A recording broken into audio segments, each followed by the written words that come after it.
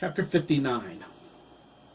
Max walked out of the garage bay and sat in a metal folding chair next to his brother. They looked at each other, shrugged, and shook their heads. Jose stood behind them, flushing a radiator. He knew how they felt. Hiram and Lyle were bickering. They started trading shots with each other the moment Hiram got there. It was an old argument that started as usual, with Lyle commenting about Jack Dougan. Hiram jumped to Jack's defense. Max and Ricardo wanted to say something, but they didn't dare.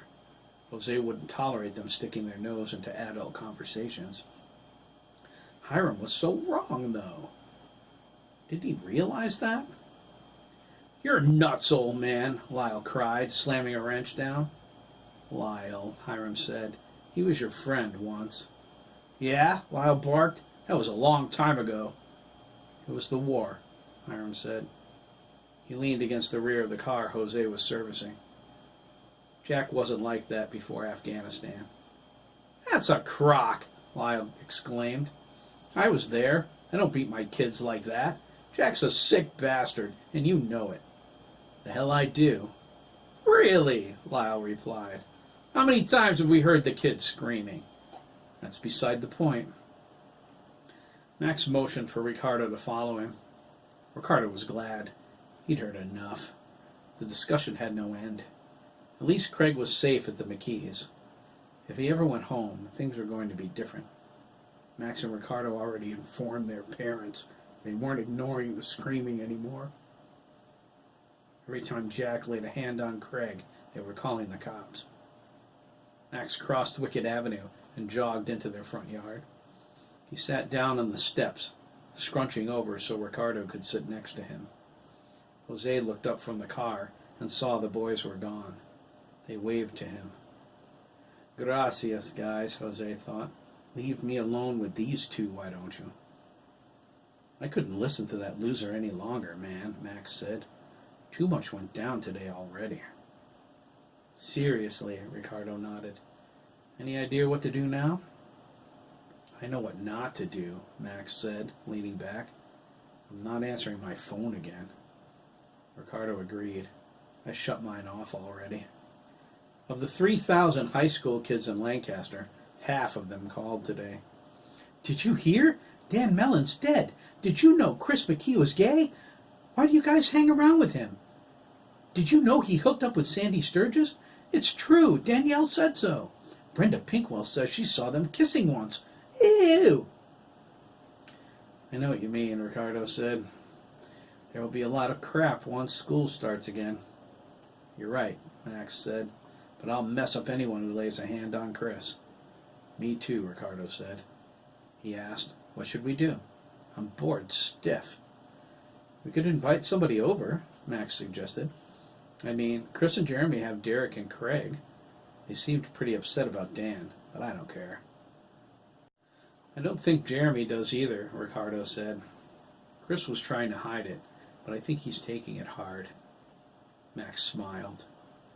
Ricardo scowled.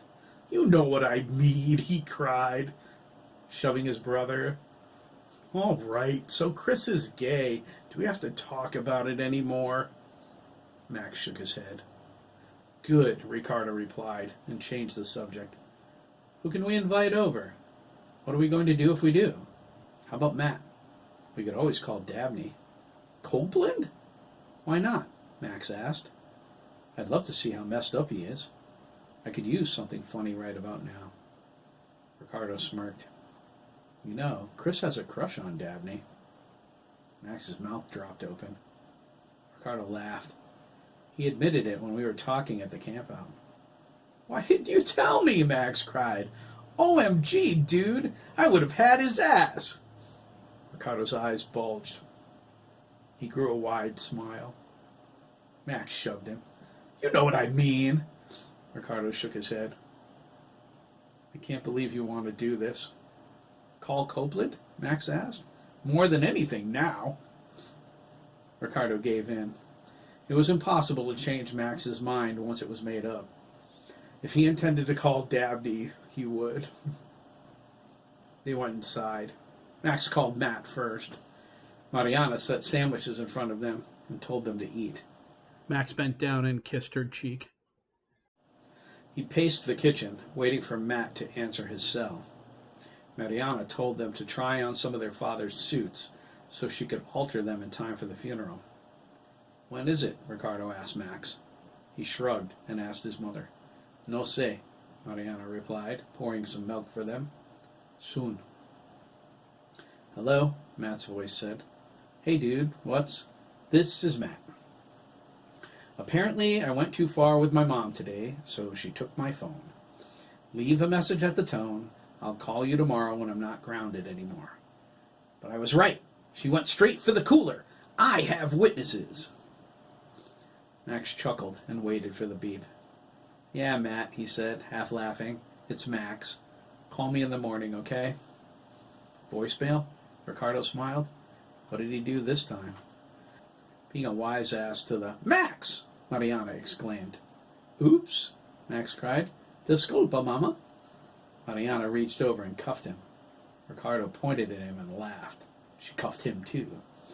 Ricardo dodged too late and slipped off of his chair. He landed on the linoleum with a thump and burst out laughing. Max set his cell phone on the table and ran an internet search on it for the Copeland's phone number. Mariana shook her head. She stepped into the parlor, eased into the recliner, and put her feet up. There was laundry to do, dinner to consider, but she was worn out. Lisa was so sad when she went to see her. It broke her heart. Mariana raised her. Lisa was the daughter she never had. If only she talked about why she was so upset. She worked with the melon boy, but the way she carried on, Dios mío. Lisa felt guilty for not driving Dan home. She blamed herself for his accident. Mariana said his death wasn't her fault. Why would he refuse a ride home and then go to the cliffs, unless he planned to all along? What was he thinking, going somewhere so dangerous in the dark? She hoped none of her children was that estupido. Mariana glanced at Ricardo, thought a silent prayer, and closed her eyes. "No number for Copeland," Max said, helping his brother up. "He must be unlisted." Ricardo peered around the corner before he sat down. "Safe." Max asked, "Want to take a walk?" "May as well," Ricardo replied. His eyes lit up. "We can go to the cliffs. Maybe we can find where Dan fell." "Cool," Max morbidly agreed. "Let's do it." They kissed their mother, Ricardo rather quickly, and headed out for the cliffs.